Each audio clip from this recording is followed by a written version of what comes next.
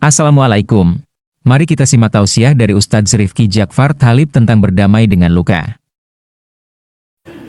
Bismillahirrahmanirrahim. Alhamdulillahi rabbil alamin. Wa sallallahu wa sallama wa baraka ala nabiyyina wa maulana Muhammadin wa ala alihi wa sahbihi ajma'in. A'udzu billahi minasy syaithanir rajim. Ya ayyuhalladzina amanu taqullaha haqqa tuqatih wa la tamutunna illa wa antum muslimun.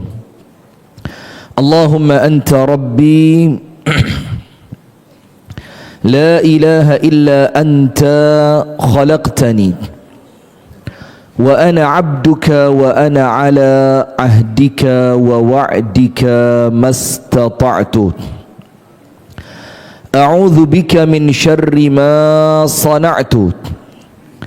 Abu'u laka bi ni'matika 'alayya wa abu'u bi dhanbi faghfirli fa innahu la yaghfiru adh-dhunuba illa anta. Amsayna 'ala fitratil Islam wa 'ala kalimatil ikhlas wa 'ala dini nabiyyina Muhammadin sallallahu alaihi wasallam. وعلى ملة أبينا إبراهيم حنيفا مسلما وما كان من المشركين أما بعد اللهم إنا نسألك علما نافعا ورزقا طيبا وعملا صالحا متقبلا آمين يا رب العالمين. Hadirin sekalian, jamaah Masjid Nurul Iman yang semoga kita bersama senantiasa dirahmati oleh Allah, amin. Alhamdulillah, kita bersyukur kepada Allah atas nikmat yang Allah karuniakan, di mana nikmat itu adalah sesuatu yang tidak mungkin datang kecuali dari Allah. Yakin, yauma idzin anin naim. Satu persatunya nikmat itu akan ada pertanggungjawabannya. Itulah mengapa disebutkan di dalam hadis yang sahih, orang kaya itu masuk surganya telat. Maka Rasulullah mengingatkan apa? Syai'ani, ada dua hal.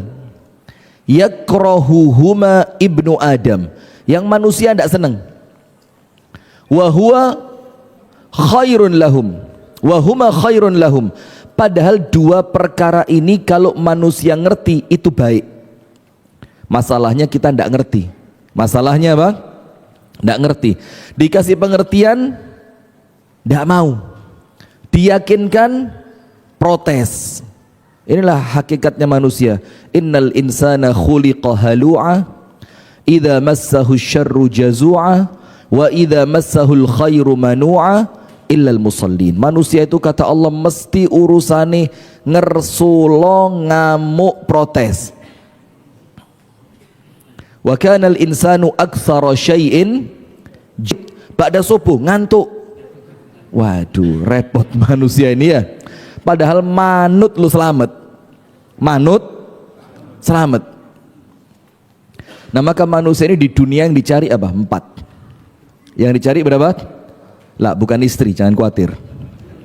Yang dicari 4. Nomor 1, seneng.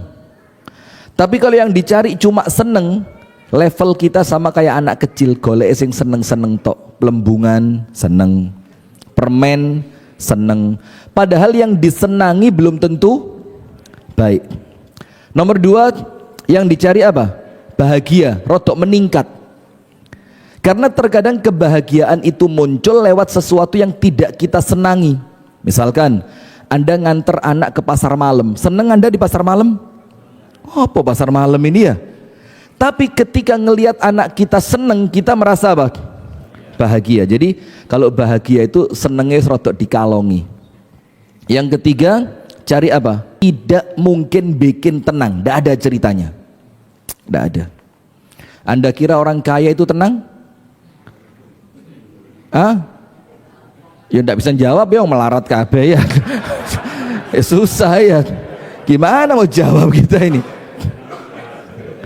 Tapi minimal lah tahu ceritanya ya. Ngeluh. Saya punya temen, ini cerita ndak bohong saya. Hak. Tapi saya ndak mau cerita di mana, namanya siapa ya. Live ini rotok medeni sekarang. Itu simpanannya bukan uang, emas batangan. Kalau panjenengan kan nyimpen emas 0,5 gram ya dicicil. Ini ndak kiloan, sak kilo batangan. Anda tahu disimpannya di mana? Nitil tembok. Dibolongi, botone dikeluarkan, dimasukkan, dilepoh. Cerita sama saya, ya apa Ustaz? Gak percaya wong blas aku saiki. Bayangin, padahal nyimpennya bukan uang, apa? Emas. Dalam keadaan umurnya tidak muda lagi. Waktu itu, sekarang lebih 80. Waktu itu cerita ke saya umurnya 76. Saya bilang, malah medeni. Lek ente mati mendadak, omahmu mbek anakmu didol, sing seneng sing tuku omah, bingung, wih parang tokno maneh. Coba, jadi tidak bisa. Maka level yang ketiga yang dicari sama orang itu apa? Bukan lagi duit, bukan lagi rumah, bukan lagi kendaraan yang mewah, bukan lagi kemudian seneng-seneng jalan bareng temen, tapi mulai cari tenang. Anda tahu Jenderal Susno Duaji? Sekarang di mana? Di mana? Padahal jenderal bintang 3. 3 apa 2? 3. Jenderal bintang 3 itu wes bahasanya tinggal datang kemana dapat. Waduh. Enggak, maksudnya yang halal lah ya. Nah sudah, tapi kemudian sekarang kemana? Bertani. Karena yang dicari apa? Tenang. Dan yang keempat, ini paling top. Yang dicari apa? Selamat. Yang dicari apa? Selamat. Maka Rabbana atina fid dunya hasanah wa fil akhirati hasanah. Penutupnya apa? Wa qina adzabannar. Selamat dari api neraka. Walaupun terkadang mencari keselamatan itu rotok gak nyenengno. Orang naik mobil aja ditaleni kok. Gak enak Pak, nyetir mobil ditaleni itu Pak. Ditaleni pakai apa itu? Safe belt. Ngerti enggak safe belt? Sabuk pengaman ya. Kenapa dia rela ndak nyaman diikat? Karena yang dicari apa? Selamat. Nah, maka itulah yang diajarkan oleh Islam. Islam itu tidak ngajari Anda cari senang, bahkan tidak mengajarkan Anda cari bahagia, tapi yang Islam ajarkan dua yang terakhir, goleo tenang dan goleo selamat. Dan itulah ketika kita meniti ajaran Islam. Pasti tenang, pasti selamat. Ala bidzikrillahi tatma'innul qulub. Wa man a'rada an dzikri fa inna lahu ma'isyatan dhanka wa nahsyuruhu yaumal qiyamati a'ma. Qala rabbi lima hasyartani a'ma wa qad kuntu basira. Qala kadzalika atatka ayatuna fanasitaha fakadzalika al-yawma tunsa. Ada orang-orang yang jauh dari syariat Allah, jauh dari ibadah, jauh dari ilmu, jauh dari syariat, jauh dari ketaatan, jauh dari yang namanya kebaikan. Allah bilang apa? Barang siapa yang berpaling dari peringatan Allah. Peringatan Allah itu maknanya Al-Quran dan syariatnya. Apa yang terjadi? Fa inna lahu ma'isyatan dhanka. Maka untuk dia kehidupan yang dhanka. Dhanka itu apa? Dhanka itu ditekan dari atas, bawah, kanan, kiri, depan, belakang. Jadi dipres entek, diperes ke masih oke. Kemudian wa nahsyuruhu yaumal qiyamati a'ma. Nanti bangkit dari kuburan, loh kok peteng? Dulu di dunia saya bisa ngelihat. Maka dia tanya, qala rabbi lima hasyartani a'ma wa qad kuntu basira. Ya Allah, kenapa kok saya sekarang buta? Nabrak sana, nabrak sini, ndak nyaman. Padahal waktu di dunia dulu saya bisa melihat. Apa kata Allah? Kadzalika atatka ayatuna, dulu ayat-ayatku datang kepadamu, fanasitaha, kamu pura-pura ndak tahu, pura-pura ndak ngerti, kamu pura-pura lupa. Wa kadzalikal yauma tunsa, maka balasanmu sekarang kamu oleh Allah dilupakan. Na'udzubillah min dzalik. Nah, maka hati-hati jamaah. Ada dua hal yang dibenci oleh manusia, padahal dua perkara ini menurut Nabi Muhammad baik. Nomor satu,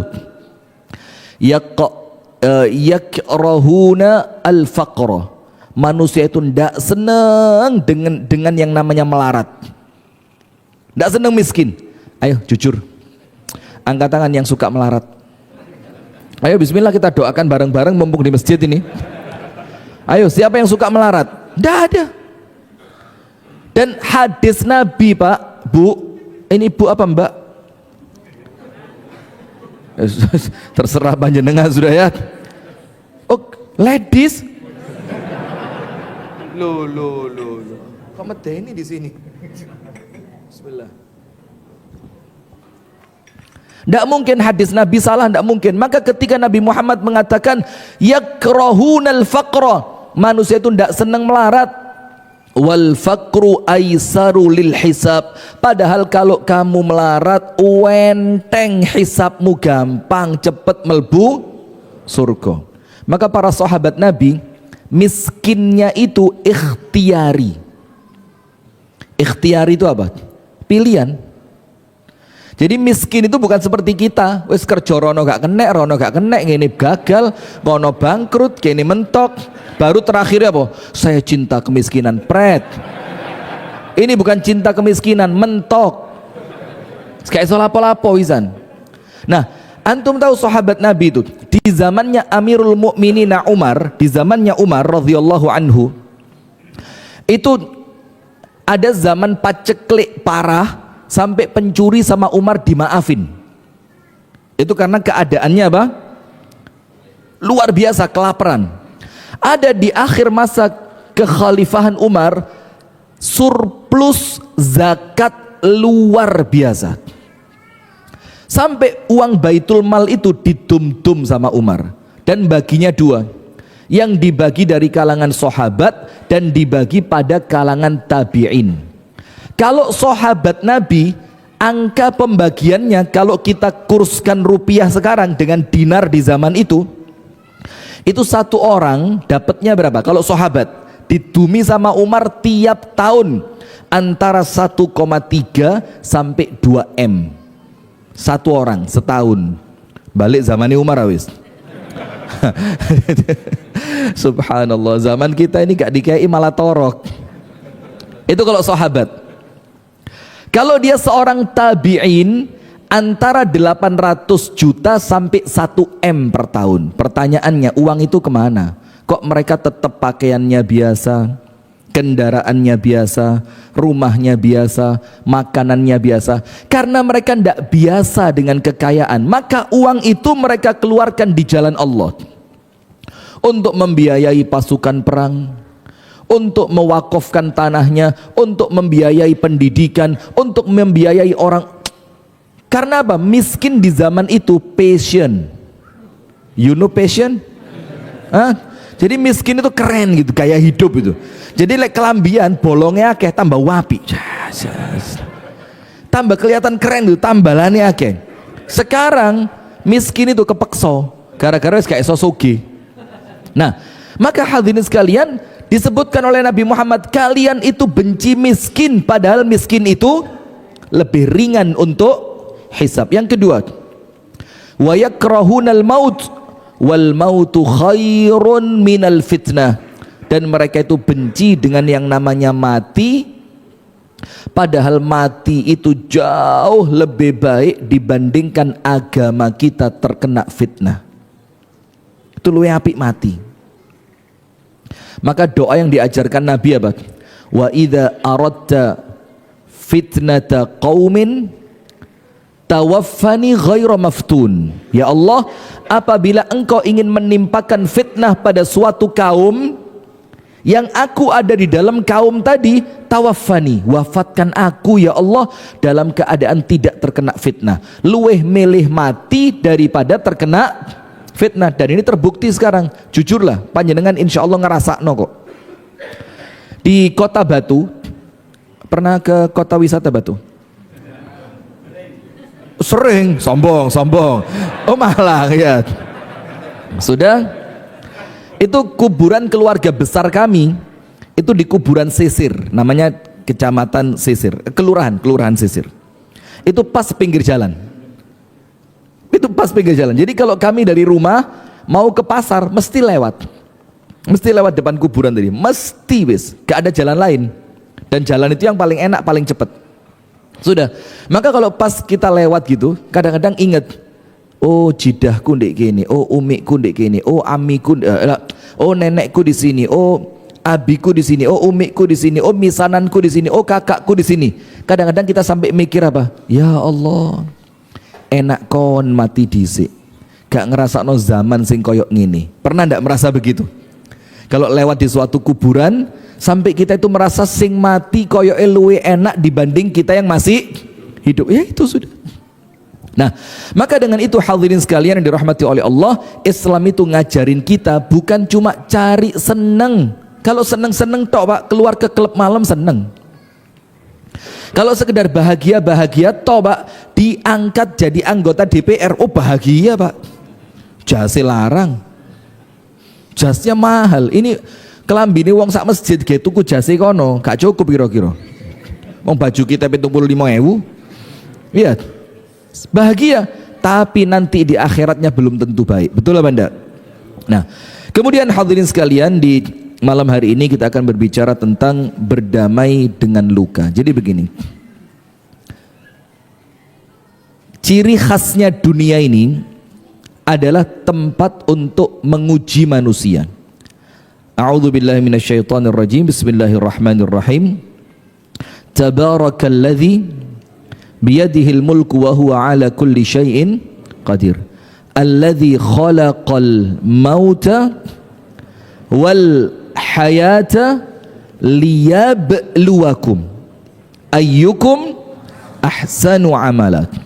Dialah Allah yang menciptakan kematian dan dialah Allah yang menciptakan kehidupan.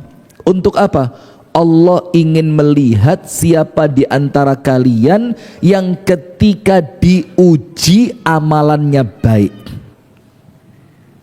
Kemudian dalam surat Al-Ankabut, panjenengan apalah ini ayatnya. A'udzubillahi minasyaitonirrajim. Bismillahirrahmanirrahim. Alif lam mim. Ahasiban nasu ayyutraku ayyaqulu amanna wa hum la yuftanun. Ahasiban nas, apakah manusia itu mengira? Jadi kita ini setelah hidup di dunia, kemudian ahasiban nas, apakah kita ini ngeroso mengira ayyutraku akan Allah tinggalkan begitu saja? Ayyaqulu amanna, setelah mereka mengucapkan saya beriman. Ini kan iman semua insya Allah kan. Allah bilang apa? Kalau kalian mengucapkan kalian beriman, tidak mungkin ditinggal sama Allah. Tidak mungkin ditinggal maksudnya apa? Pasti ada ujian. Ahasiban nasu ayyutraku ayyaqulu amanna wa hum la yuftanun, dalam keadaan mereka tidak diuji? Tidak mungkin. Sementara Allah mengatakan walaqad fatanna alladzina min qablihim, padahal kami telah menguji orang-orang sebelum kalian. Bahkan ujian mereka tidak main-main. Sampai Nabi Muhammad itu ngomong apa? Mata nasrullah, ini pertolongannya Allah datangnya kapan ini? Kan begitu. Ayatnya mengatakan am hasibtum an tadkhulul jannata walamma ya'tikum mathalul ladzina khalau min qablikum massathumul ba'sa'u wadh-dharra'u wa zulzilu hatta yaqula ar-rasulu walladzina amanu ma'a mata nasrullah. Allah tanya sama kita, kilo sing rajin-rajin sholat ini, kata Allah. Sholat tok tapi gak tahu berjuang. Apakah kalian mengira kalian bakal masuk surga dalam keadaan belum datang kepada kalian ujian yang telah Allah berikan kepada orang-orang sebelum kalian. Itu kalian belum kena kata Allah. Terus kalau kalian belum kena terus ngerasa surga gitu, oh tunggu dulu. Karena apa? Massathumul ba'sa wadh-dharra wa zulzilu. Mereka itu ditimpa penyakit, mereka ditimpa paceklik, mereka ditimpa peperangan sampai zulzilu. Apa zulzilu itu? Di mana bumi mereka pijak, seakan-akan bumi itu tidak bersahabat kepada mereka. Sampai apa yang terjadi? Saking beratnya ujian. Hatta yaqul ar-rasulu walladzina amanu ma'a mata nasrullah. Sampai manusia paling sabar sak dunyo, Nabi Muhammad sallallahu alaihi wasallam. Dan orang-orang terbaik yang bersamanya, para sahabat Nabi, sampai mereka pun ngomong apa? Mata nasrullah. Tidak bisa enteng-entengan di dunia, tidak bisa Pak. Kudu kesel, kudu capek, rekoso, nangis, keringetan, kerja keras, maksa diri. Tidak ada ngalem-ngaleman di dunia itu, tidak ada. Kita ini umat Islam diciptakan bukan untuk ngalem. Ngerti ngalem? Manja. Kita ini Allah lahirkan untuk berjuang, Allah lahirkan untuk kerja keras, Allah lahirkan untuk mujahadah. Karena nanti apa yang kita lakukan sama Allah diganti surga. Ala inna sil'atallahi ghaliyah. Rasul mengatakan barang dagangannya Allah yang kita mau beli regone larang. Apa dagangannya Allah yang kita mau beli dari Allah itu? Ala inna sil'atallahi al-jannah. Dagangannya Allah yang kita mau beli adalah apa? Surga. Maka ojo ngalem-ngalem. Ujian rumah tangga dikit, Ustadz mau konsultasi, saya mau cerai sama suami saya. Lemah. Ustadz mau curhat, suami saya sudah tidak pulang 2 jam. 2 jam? Salah nyatet ternyata 2 bulan. Nah subhanallah, Bang Thoyib 2 kali puasa itu. Nah sudah, maka ya justru dari ujian tadi yang bikin kita itu insya Allah pantas melbu surga. Kemudian tahu Siti Maryam apa ujiannya? Nggak main-main. Siti Maryam itu bisa hamil tanpa suami. Orang sekarang juga bisa Ustadz. Iya ya. Juga kaget juga bisa ya sekarang. Tapi maksudnya bukan tanpa suami, tanpa ada seorang laki-laki pun yang menyentuhnya. Iya kan? Subhanallah. Sampai Nabi Zakaria itu kan, Maryam kan perempuan, tidak mungkin jadi nabi. Artinya antara Nabi Zakaria dengan Siti Maryam, kalau secara derajat lebih mulia siapa? Nabi Zakaria. Itu dibikin kaget oleh Maryam, padahal dia nabi. Apa yang bikin Nabi Zakaria kaget? Setiap Nabi Zakaria masuk ke tempat sholatnya Maryam, mihrab, wajada indaha rizqa, dapat apa? Ya belum tentu makanan, pokok ono rezeki nih lah. Dan ajaibnya itu rezeki buah-buahan mau masuk. Anna laki hada? Maryam, dari mana semua ini? Hada min indillah. Ini dari siapa? Allah. Dapatnya di mana? Mihrab, tempat sholat. Sampai kemudian Nabi Zakaria itu menjadikan kejadiannya Maryam itu untuk berdoa.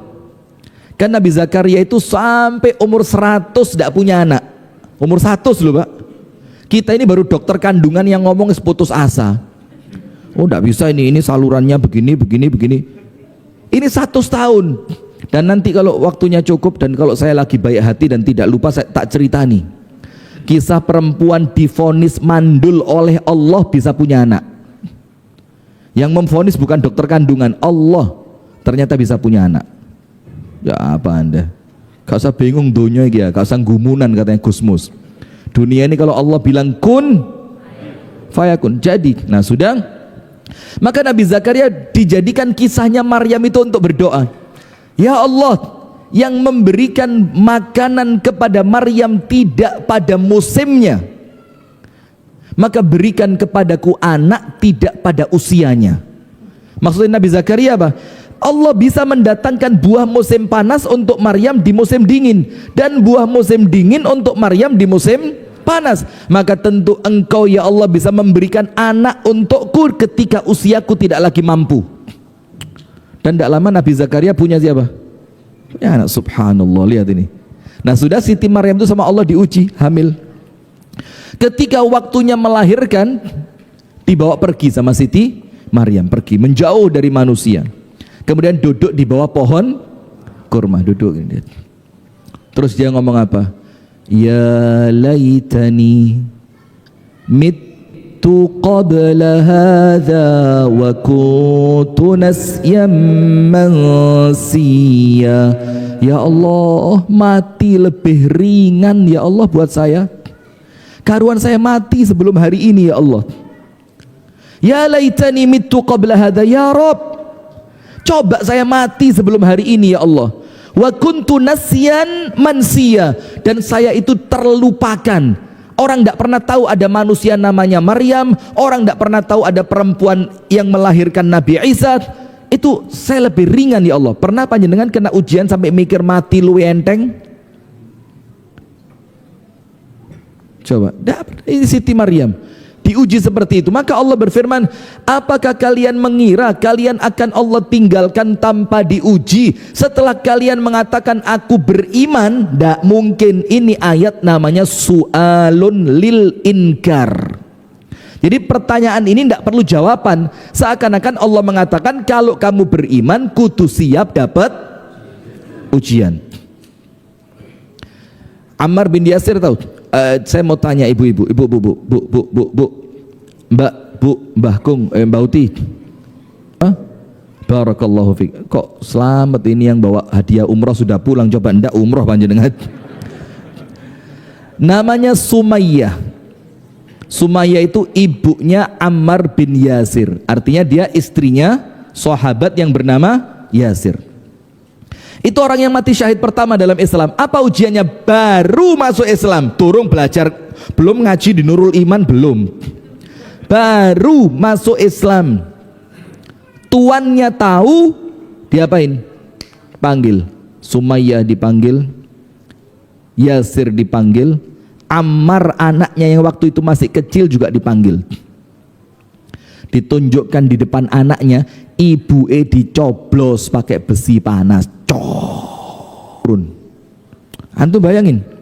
Kemudian Yasir, Anda tahu ujiannya Yasir itu dipenteng kakinya pakai kuda, satu ke sana satu ke sana. Kudanya dipukul, tek, tek, sampai tubuhnya terpecah dua. Dan ketika Nabi Muhammad melihat ujian itu, Nabi Muhammad cukup ngomong apa? Sabron ala Yasir, fa ini kamu mau pindah. Buktinya, kalau terdengar surga dunia gak kroso. Istrinya Fir'aun siapa? Bu Fir'aun.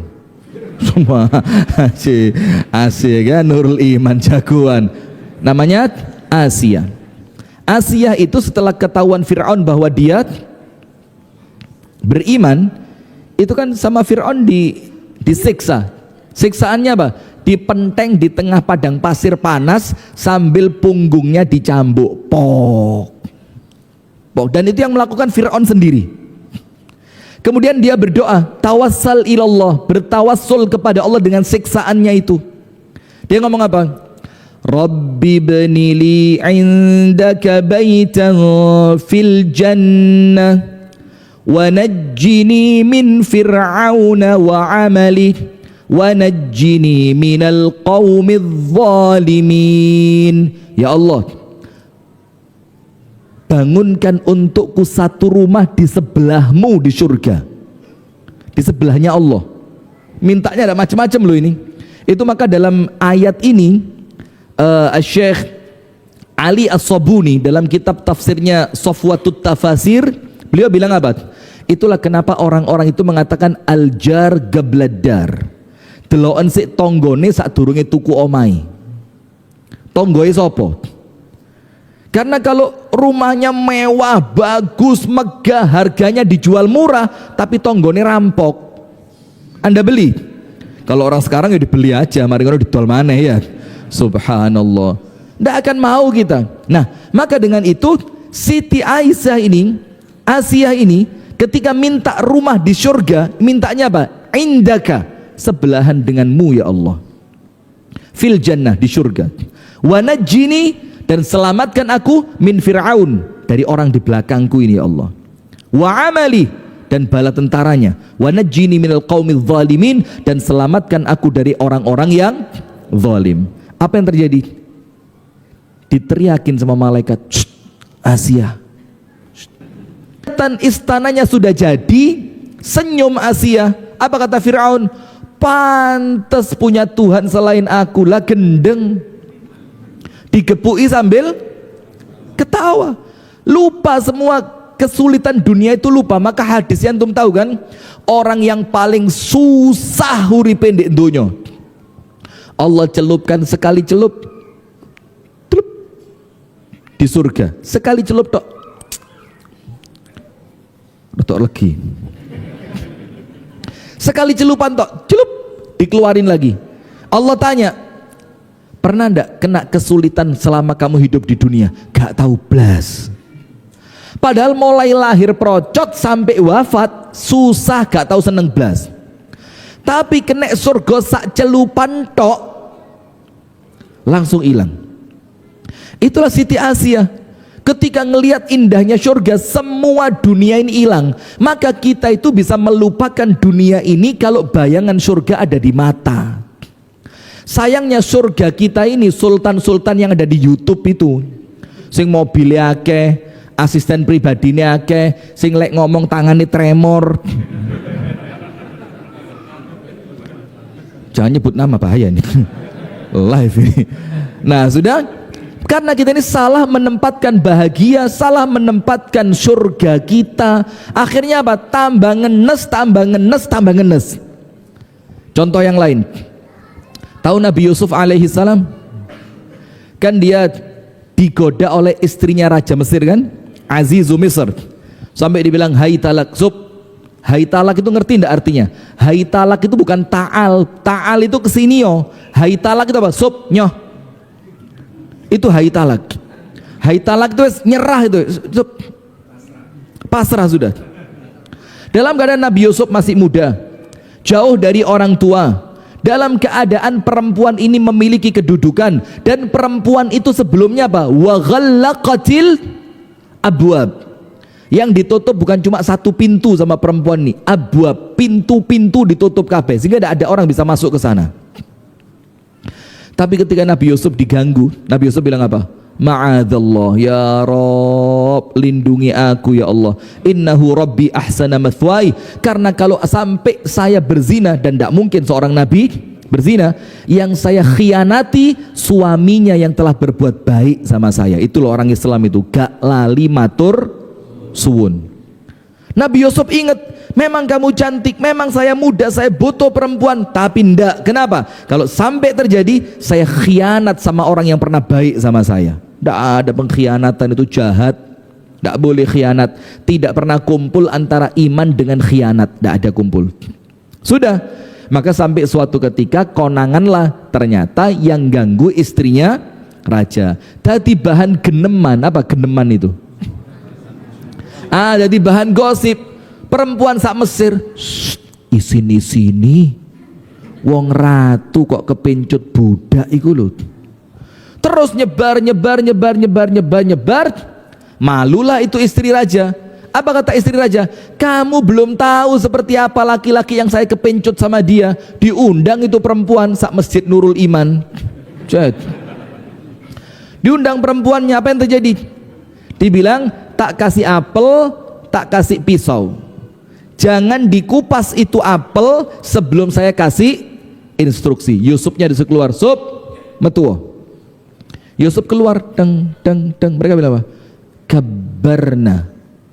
Mereka perempuan-perempuan itu langsung bertakbir, Allahu Akbar. Terus perempuan itu bilang apa? Hasya lillahi ma hadza basyara in hadza illa malakun karim. Kutuk menungso ini, bukan manusia ini.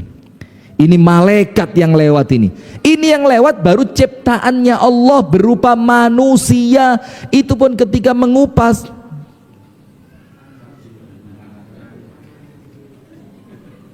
Sampai Yusufnya kembali masuk ke dalam ruangan, baru tahu mereka tangannya wis entek. Itu baru melihat keindahan makhluk. Itu rasa sakit sudah hilang. Nah, sekarang apa yang bikin kita di dunia kok kroso loro banget? Karena pikiran kita bukan akhirat, pikiran kita dunia. Yang kita lihat wong soge sebelah omah, yang kita lihat Sultan Andari, yang kita lihat lagi Sultan satunya mana? Satu itu tetangga saya, coba bahaya itu. Maka karena kita salah menempatkan bahagia, salah menempatkan surga, uripe tambah ngenes. Nah, sudah. Sekarang lihat, maka Allah berfirman dalam surah Al-Ankabut, tidak mungkin kita ini beriman tanpa ujian. Maka kalau sudah beriman, siap, tapi jangan kecil hati. Kenapa? Karena setiap ujian itu sesuai dengan taraf keimanan. Semakin Allah lihat imannya kuat, semakin dinaikkan ujiannya. Ada orang salah fikir, oh berarti daripada ujian saya dinaikkan, mendingan level iman saya tidak usah naik-naik. Ini malah ngawur ini.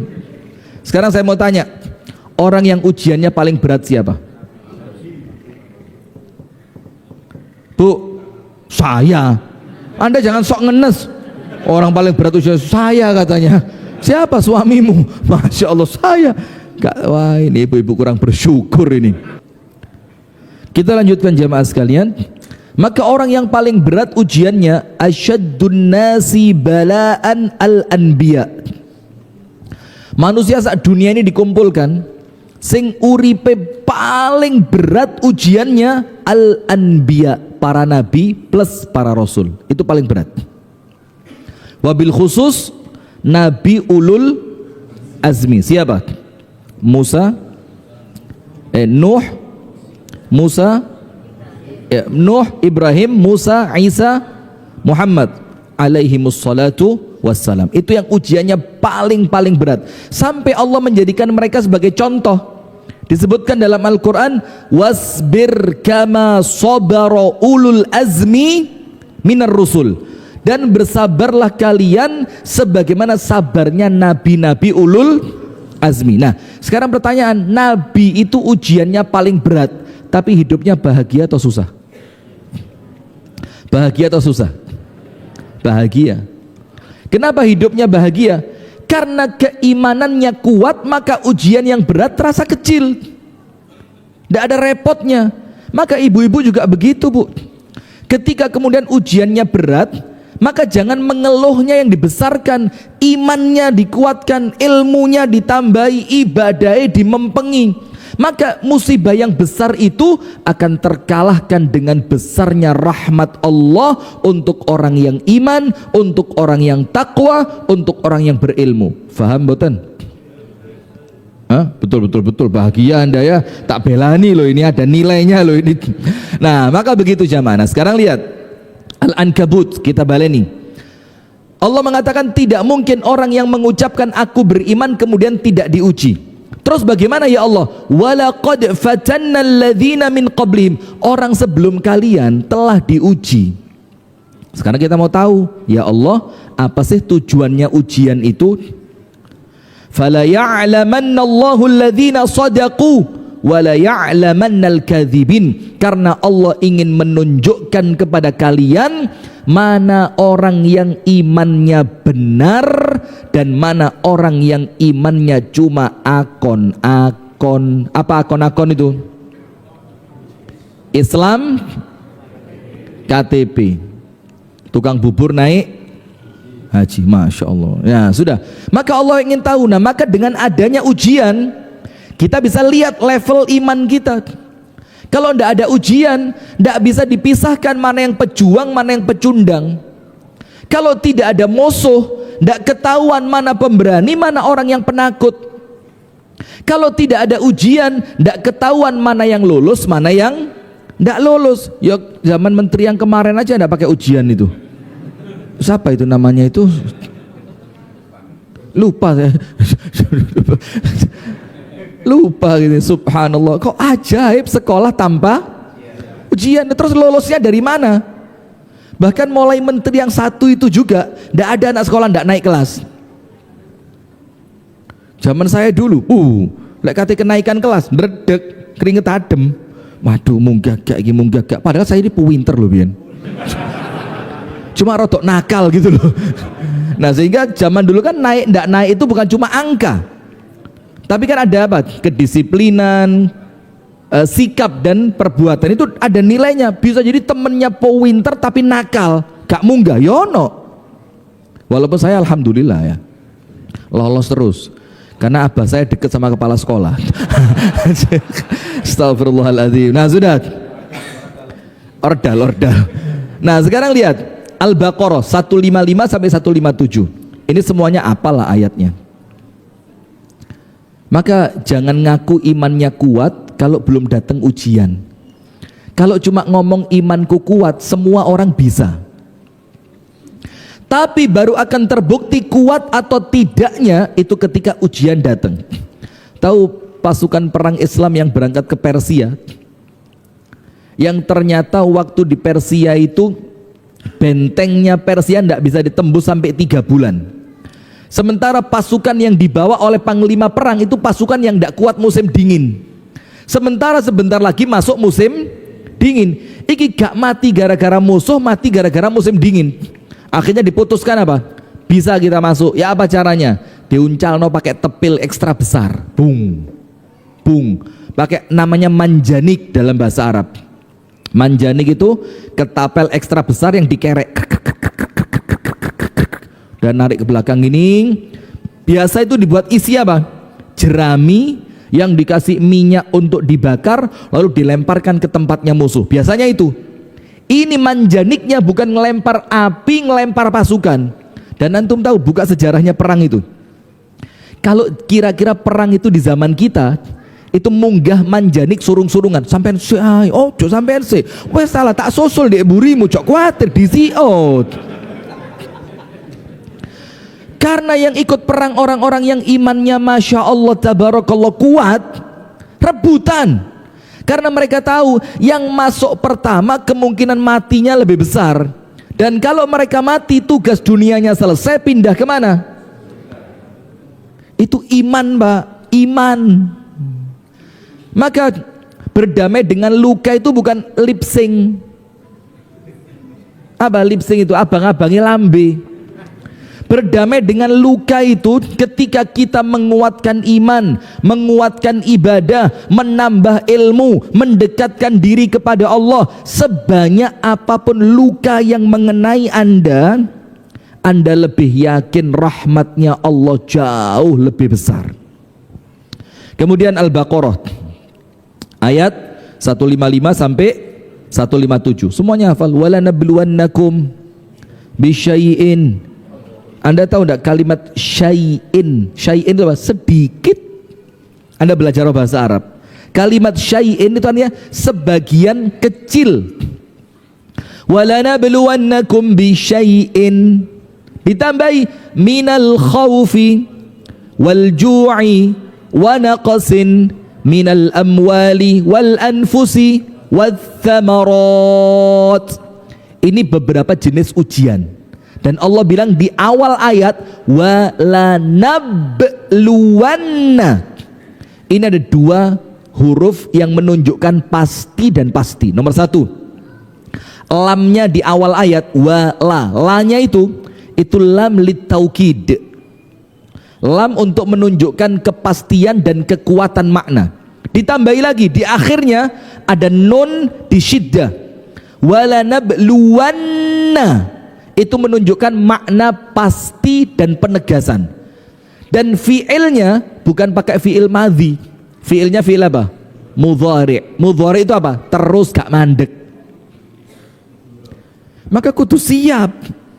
Jangan ngalem, kudu siap. Karena ujian itu datangnya ndak disangka, ndak pakai janjian. Ada satu ucapan dari Asy-Syaikh Salih bin Awad Al-Maghamisi hafizahullah ta'ala, Imam Masjid Quba Medina sebelum yang sekarang, Asy-Syaikh Ibrahim Ar-Ruhaili, Sulaiman Ar-Ruhaili. Itu imamnya namanya Salih bin Awad Al-Maghamisi. Dia punya satu kalimat, kemudian dikasih contoh banyak, tapi bukan di sini tempatnya saya jelaskan itu. Begini, lan yukhayyiballahu mra'an aqamahullahu minal lail. Kata beliau apa? Tidak mungkin Allah mengecewakan satu orang pun yang tadi malamnya Allah bangunkan dia untuk tahajud.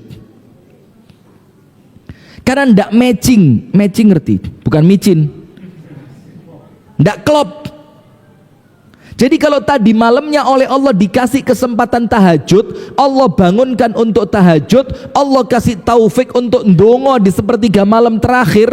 Allahumma inni as'aluka salamatan fid din wa afiyatan fil jasad wa ziyadatan fil ilmi wa barakatan fil rizqi wa terus panjang. Tidak mungkin besoknya Allah mengecewakan dia, tidak mungkin. Karena kalau Allah punya niat untuk mengecewakan seorang makhluk, maka malamnya tidak mungkin dikasih kesempatan tahajud, tidak mungkin. Itu loh jogo-jogo sak durunge bencananya teko. Nah sudah, maka Allah bilang pasti kami akan datangkan ujian kepada kalian. Bisyai'in minal khauf, takut.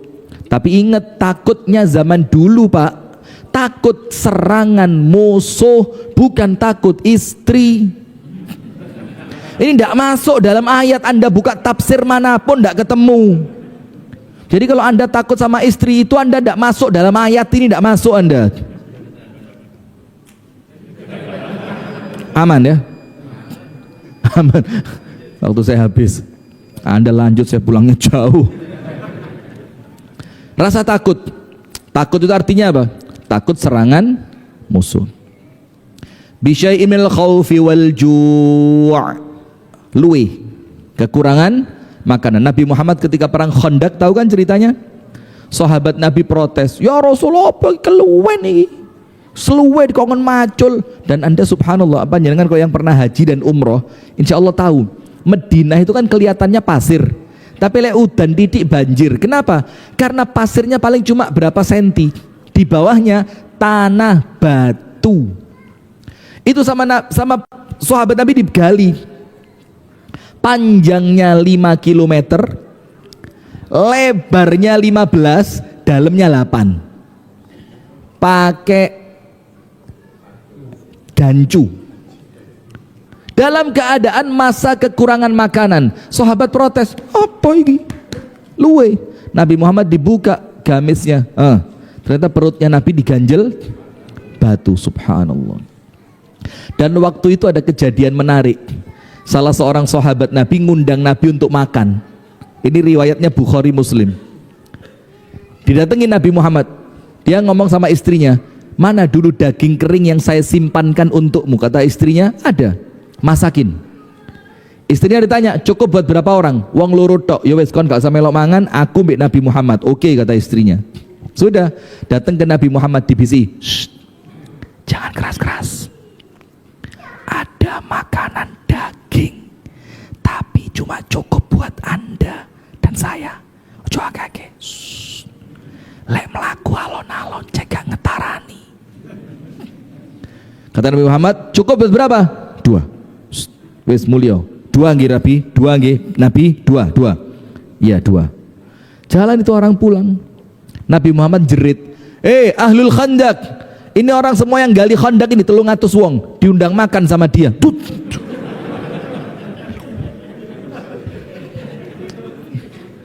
Kata Nabi, wes mulio tak aturi. Pulang ini orang, teriak sama istrinya, tokno kabeh, apa nih kabeh? Wes metu kabeh iki kan liyane.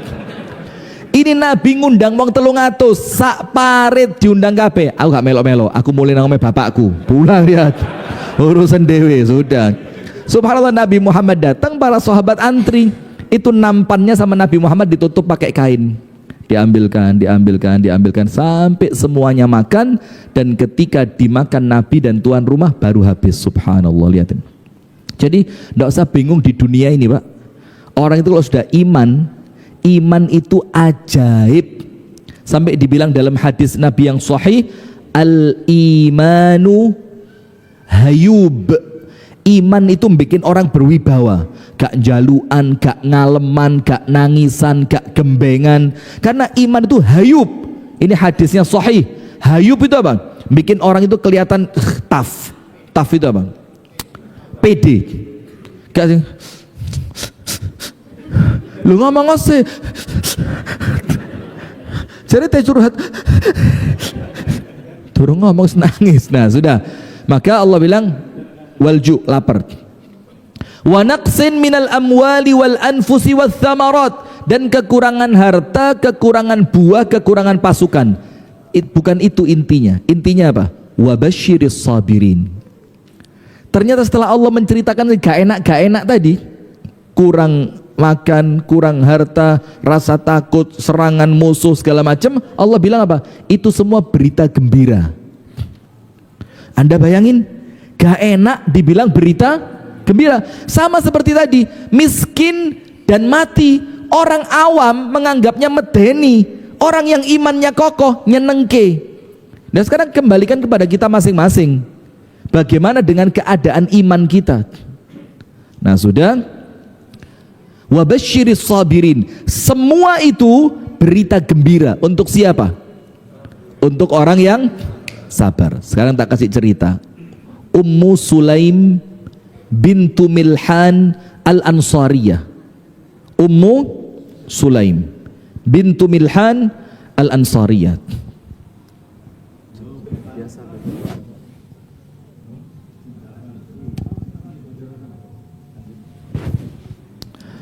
Ummu Sulaim sama saya juga. Sudah ditinggal sama suaminya pergi, sampai akhirnya Ummu Sulaim jadi rebutan. Karena Ummu Sulaim itu Masya Allah baik, berwibawa, akhlaknya mulia, dan rupawan. Sampai datang lamaran dari yang namanya Abu Tolhah, tahu kan? Dilamar Abu Tolhah, bawa lamaran wakeh, sama Ummu Sulaim ditolak. Ummu Sulaim bilang apa? Rajulun mithluhu la yuraddu khitabuh. Laki-laki model Abu Tolhah tidak mungkin ditolak. Jangankan bawa benda sebanyak ini, gowo awak lo gak mungkin ditolak. Abu Tolhah itu orang yang terhormat, tapi ana mra'atun muslimah wa huwa rajulun kafir. Saya ini muslimah, dia laki-laki kafir. Bilang sama Abu Tolhah, kalau mau masuk Islam, Islamnya dia untuk maharku. Sampai singkat cerita akhirnya nikah setelah Abu Tolhah masuk Islam. Punya anak namanya Abdullah. Ketika Abu Tolhah mau berangkat kerja, dan kerjanya kan pedagang. Pedagang itu perginya bukan sehari dua hari di zaman itu, bulan-bulan. Itu Abu Tolhah ngomong apa sama istrinya? Ini anak sakit, tolong dijaga baik-baik. Kata Ummu Sulaim, tak jogo api-api. Sudah berangkatlah Abu Tolhah kan. Pas hari kedatangannya Abu Tolhah, Allah takdirkan anak itu meninggal dunia. Lihat hebatnya Ummu Sulaim. Kalau perempuan sekarang, ojo anaknya mati, pilek lo lek telepon suami ping 17, selak mati lo anakmu. Astagfirullah wa atubu ilaih. Abu Tolhah datang tanya, bagaimana anak kita? Apa jawabannya Ummu Sulaim? Ahda min qabl, lebih tenang dibanding sebelumnya. Bohong apa enggak? Ya tergantung interpretasi. Tapi aslinya enggak bohong. Kenapa? Karena anaknya itu sebelumnya apa? Dehidrasi, panas yang sampai sekarang enggak ada suaranya. Tenang apa enggak? Tenang. Abu Tolhah mengira lebih tenang berarti apa? Waras. Ummu Sulaim dandan cantik, Ummu Sulaim masak, nenak segala macam. Abu Tolhah makan, selesaikan urusannya dengan Ummu Sulaim, baru diceritani. Mas, ya apa dik? Enek tonggo disili kalung mbek koncone. Pas kalungnya dijukuk, tonggone ngamuk. Kata Abu Tolhah, enggak boleh. Kalau dia tahu itu pinjaman, kalau yang meminjamkan mengambil harus dikembalikan. Begitu mas? Harus. Mosok mas? Lu yang ngono. Ya apa mas? Itu anak kita titipan bukan dari Allah. Itu jelas titipan. Lah ya itu mas. Sama yang nitipi diambil. Itu kalau kita antara dua lain tidak stroke jantung. Na'udzubillah min dzalik. Nas'alullah salamata wal afiyah. Mudah-mudahan sehat semua nggih. Amin. Abu Talha bilang apa? Kenapa ndak ngomong dari tadi? Ama qulti min qabl. Kenapa ndak ngomong dari tadi? Kata Ummu Sulaim, kalau saya ngomong dari awal, kamu capek, kamu panik, kamu ndak akan bisa makan, kamu butuh sama saya, kamu ndak akan bisa lakukan. Maka saya selesaikan semuanya dulu. Dikubur malam itu, besok subuh Abu Talha lapor sama Nabi Muhammad, ya Rasul, istri saya sabarnya keterlaluan. Ya apa itu sabar keterlaluan? Diceritakanlah kisah tadi malam. Apa Rasul bilang? Ya memang begitu seharusnya. Lihat, ujiannya berat apa ringan? Nggak ada ngalem-ngaleman, nggak ada. Kenapa yang menjadikan dia nggak ngalem apanya? Keyakinannya dia kepada Allah. Sudah, Nabi Muhammad bilang apa? Ya wes lah, nanti malam hubungan lagi, saya doakan berkah hubunganmu nanti malam. Betul. Dan nanti malamnya hubungan suami istri, dapat 1 anak, anak itu punya 10 anak, semuanya hafid Al-Quran dan perawi hadis. Itu loh barokahnya musibah kalau disabari. Maka ojo pasang status emotikon nangis, kenapa harus aku? Loh sing milih kudu aku ya garai. Ya ojo takon. Lah kok kenapa harus aku? Lah sampean minta siapa? Orang lain ya ndak mau jual-jualan nasib ya. Tahu ada di TV zaman dulu? SCTV atau apa itu? Ada program TV tuker nasib. Itu sing enak, Pak, sing soge, mulai telung dino balik soge. Yang kesian yang miskin. Masuk ke rumahnya orang kaya, nyetek lampu gak turu sampai subuh. Tak tek tak tek tak tek tak tek.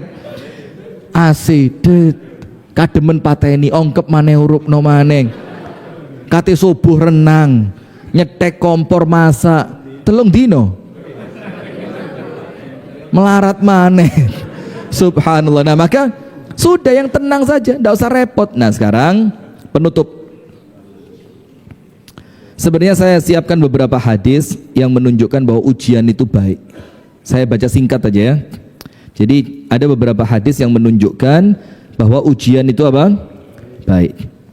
Nomor 1, nanti di hari kiamat dalam hadis riwayat Imam Tirmidzi dan hadisnya sahih, ada Allah pisah manusia jadi 2. Ada ahlul afiyah sama ahlul bala. Ahlul afiyah orang yang ketika di dunia hidupnya lempeng, tenang, tidak ada ujian, tidak ada repot-repot, ujian paling kecil. Yang kedua ahlul bala, ndek ndonyo gak tahu tenang blas, situ tas mari pindah situ situ durung mari ketekan situ terus sampai dia meninggal dunia. Setelah sampai di hari kiamat oleh Allah mau dihisab, ternyata oleh Allah dipisah, ahlul afiyah sebelah sini, ahlul bala sebelah sini. Terus apa? Ketika Allah berikan pahala untuk orang yang di dunia hidupnya ruwet, sumpek, penuh dengan ujian, tapi imannya kuat, Allah kasih pahala besar bahkan tanpa hisab. Orang yang afiyah tadi bilang apa? Ya Allah, kembalikan saya ke dunia, surien, sisirlah kulit saya pakai sisir besi sampai terpisah antara daging dan tulangnya. Supaya apa? Supaya saya dapat seperti yang didapatkan oleh ahlul bala. Itu hadis yang pertama. Jadi ujian itu jangan lihat dunianya, panjangkan meripat panjenengan tembus akhirat. Maka Nabi Muhammad kalau kena ujian doanya apa? Alhamdulillah ala kulli hal. Boleh. Yang lain, Allahumma la aisha illa aishul akhirati. Ya Allah, tidak apa-apa ya Allah. Kenapa? Tidak ada hidup yang saya cari kecuali kehidupan akhirat. Dunia berapa tahun sih Bu? Berapa tahun dunia ini? Mentok 90 tahun teh orang sekarang. Bahkan kalau Anda buka survei terakhir di Google masih ada, peluang hidup warga Indonesia itu di angka 60 sampai 62. Itu kalau diambil rata-rata. Jadi orang Indonesia ini rata-ratanya 60 berangkat wis. Jadi yang sudah 60 hati-hati, siap-siap Pak. Tobat, istighfar, i'tikaf, gak usah kakek reken, cangkruk, ngopi, ra usah. Iya. Sudah? Maka ahlul bala nikmat di akhirat nanti. Yang kedua, ada hadis yang mengatakan, ma yusibul muslimu min nasabin wala wasabin wala hammin wala hazanin wala adha hatta syauka yushakuha illa kana lahu biha ajr.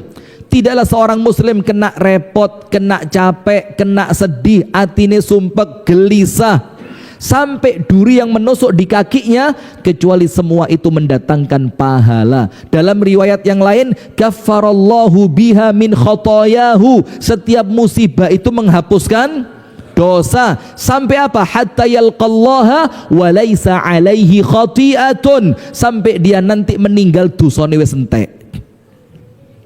Jadi Allah itu mendatangkan musibah buat kita untuk ngeresii. Maka saya sampaikan di Kediri, saya sampaikan di Malang, jangan suudzon kalau ada orang mau meninggal kena penyakit berat. Husnudzon, boleh jadi Allah sayang, Allah kasih penyakit berat supaya sebelum meninggal dosanya habis. Nggak usah, oh iku azab iku. Nggak ada, jangan. Boleh jadi Allah sayang sama dia, maka sama Allah dia dibikin sakitnya panjang. Tujuannya apa? Setiap dia mampu bersabar, dosanya dihilangkan. Kemudian sekarang ada 4 hal yang harus kita lakukan agar kita bisa damai dengan luka. Nomor 1, cari ilmu. Terus belajar ilmu, dalami ilmu, karena ilmu itu menenangkan. Saya pernah sampaikan di video pendek saya, tidak ada yang lebih menenangkan ketika terjadi musibah besar kecuali ilmu. Tidak ada yang lebih menenangkan ketika terjadi musibah besar kecuali ilmu. Saya 3 tahun yang lalu anak saya umur 8 tahun meninggal, kena cerebral palsy. Sudah dalam keadaan saya tidak di rumah. Saya datang ke rumah, anak saya sudah jadi jenazah. Itu kayaknya dunia ini kayak ya opo gitu, kayak subhanallah. Tapi saya mikir, innalillahi wa inna ilaihi rajiun. Apa yang Allah ambil di dunia akan Allah kembalikan nanti di akhirat. Ja'far bin Abi Thalib ketika tangannya diputus ketika perang, entek tangane, Nabi Muhammad bilang apa? Allah ganti dengan 2 sayap di surga, dia boleh terbang kemanapun dia suka. Ada orang yang diuji dengan meripate, buta. Apa kalau dia sabar? Allah gantikan kebutaannya dengan surga. Jadi ilmu itu bikin Anda tenang. Ngerti Anda, ditinggal orang tua wafat, ditinggal suami wafat, ditinggal istri wafat, ditinggal anak wafat, mikir ini bukan perpisahan, tapi beda waktu keberangkatan, garis finishnya sama. Nomor 2, banyak berdoa, doa sama Allah. Maka ketika Rasulullah itu bertakziah kepada siapa? Ummu Salamah, ya kan? Ketika Abu Salamah apa? Wafat. Kemudian Abu Salamah ini orangnya, Anda bukalah sejarahnya Abu Salamah. Ayo, tak kasih hadiah. Yang pernah baca sejarahnya Abu Salamah mulai masuk Islam sampai wafat. Salah tempat pengajian kayaknya saya ini. Kayaknya salah tempat. Abu Salamah itu santun. Abu Salamah itu sabar pol, tidak pernah sekalipun marah. Abu Salamah itu nyenengno istri, masak Abu Salamah, nyuci Abu Salamah, Ummu Salamah dimanja. Ketika Abu Salamah meninggal, itu guncangan besar untuk Ummu Salamah. Maka oleh Nabi Muhammad disuruh berdoa, Allahumma ajurni fi musibati wa akhlif li khairan minha. Ya Allah, kasih pahala dari musibah ini ya Allah, dan berikan ganti yang lebih baik. Ummu Salamah sempat mikir, sopo sing luwe apik timbang Abu? Tidak ada. Abu Salamah terbaik. Datang lamarannya Umar, dibilang apa? Umar, kamu tidak lebih baik dari Abu Salamah. Ditolak. Abu Bakar datang, Abu Bakar, kamu tidak lebih baik dari Abu Salamah. Ditolak Abu Bakar. Tidak lama yang ngelamar siapa? Nabi Muhammad. Mana lebih baik Nabi Muhammad dengan Abu Salamah? Doa sama. Ada satu doa, ini saya tulis waktu saya SMA kelas 2, pakai tinta merah di kertas kecil. Saya kan lama tinggal di Jakarta 7 tahunan, saya sempat tidak pulang lama. Umi saya sedih gitu, sedih. Saya tidak tahu ya apa ceritanya kertas tadi, saya tidak tahu. Itu ternyata ketika saya pulang, kertas yang saya tulis dengan tinta merah tadi itu di dompetnya umi saya. Antum tahu yang saya tulis apa? Allahumma inni abduka, ibni abdika, ibni amatika, nasiyati biyadika, madin fiya hukmuk, adlun fiya qada'uk, as'aluka Allahumma bikulli ismin huwa lak, sammaita bihi nafsak, au anzaltahu fi kitabik, au 'allamtahu ahadan min khalqik, au ista'tharta bihi fi ilmil ghaibi 'indak, an taj'alal qur'ana rabi'a qalbi. Rasul bilang apa? Kalau ada orang sedih, baca doa ini, sedihnya pasti hilang. Dan itu sama umi saya dibaca. Saya langsung berbismillah, ya Allah, sesedih itu umi saya ketika saya hilang, pergi di Jakarta. Nah itu doa. Nomor 3, zikir. Apa? Zikir. Maka kalau ono opo-opo ojo lali. Lisannya itu langsung astaghfirullah, subhanallah, la haula wala quwata illa billah, alhamdulillah, Allahumma salli ala Muhammad, inna lillah. Terus zikir. Kenapa? Alladzina amanu wa tatma'innu qulubuhum bi dzikrillah, ala bi dzikrillahi tatma'innul qulub. Yang terakhir, yang keempat, banyak beramal soleh, karena amal soleh itu nenangno ati. Maka dikatakan dalam ayat Al-Quran, man amila solihan min dzakarin au untha wa huwa mu'min falanuhyiyannahu hayatan thayyibah. Orang yang amal soleh, orangnya iman, Allah akan berikan untuknya kehidupan yang serba kebahagiaan. Tok isini iman dan amal soleh. Nomor 1 ilmu, nomor 2 doa, nomor 3 zikir, nomor 4 amal soleh. Barakallahu fikum. Itu yang dapat kami sampaikan, mudah-mudahan ada manfaatnya. Apabila ada salah dan kurangnya, saya mohon maaf yang sebesar-besarnya. Kami tutup dari sini dengan doa kafaratul majlis. Subhanakallahumma wa bihamdika, ashhadu an la ilaha illa anta, astaghfiruka wa atubu ilaik. Assalamualaikum warahmatullahi wabarakatuh.